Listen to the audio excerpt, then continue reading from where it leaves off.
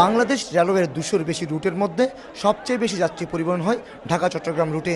কিন্তু জাতীয় গুরুত্বপূর্ণ এই রুটে ৫ বছর আগে লোকাল ট্রেন হিসেবে চট্টলা এক্সপ্রেস এবং ৬ বছর আগে অভিজাত ট্রেন সুবর্ণ এক্সপ্রেস চালু করা হয়।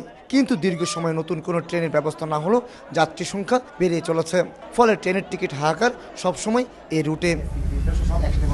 শেষ পর্যন্ত বাংলাদেশ রেলওয়ে এই রুটে চালু করতে যাচ্ছে নতুন অভিজাত ট্রেন। ১৬ বগি বিশিষ্ট নতুন অত্যাধুনিক স্টেইনলেস স্টিল বডি দ্বারা ইন্দোনেশিয়া থেকে আমদানিকৃত এই ট্রেন, এবং এখানে একসাথে প্রায় ৭৫০ যাত্রী চলাচল করতে পারবে। সম্প্রতি ইন্দোনেশিয়া থেকে নতুন ১০০টি বগি আমদানির প্রক্রিয়া চলছে। এরই অংশ হিসেবে দুদফায় আমদানি করা ৪২টি বগির মধ্যে ১৬টি বগি নিয়ে চালু হবে নতুন এই ট্রেন সার্ভিস। সন্তোষজনক লোড ট্রায়ালও শেষ। এখন পরবর্তী সময়ে যে কটা গাড়ি এসেছে ২২টি গাড়ি, এই গাড়িগুলিও কাজ প্রায় শেষের দিকে। আগামী রবিবার একটি লোড ট্রায়াল হবে, এরপরই আমরা প্রস্তুতি ইনশাল্লাহ। অন্যান্য ট্রেনগুলোর তুলনায় নতুন চালু হওয়া ট্রেনে যাত্রীদের জন্য সুযোগ সুবিধা থাকছে কিছুটা বেশি। এই ট্রেন প্রতিদিন সকাল ৭টায় চট্টগ্রামের উদ্দেশ্যে ঢাকা থেকে ছেড়ে আসবে।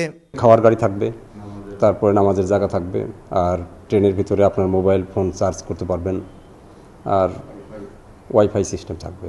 ঢাকা চট্টগ্রাম রুটে সুবর্ণ ছাড়াও বর্তমানে আন্তনগর ট্রেন হিসেবে সকালে প্রভাতী, বিকেলে গোধূলি, রাতে তুন্দ্রা নিশিতা চালু রয়েছে। কমল দে, সময় সংবাদ, চট্টগ্রাম।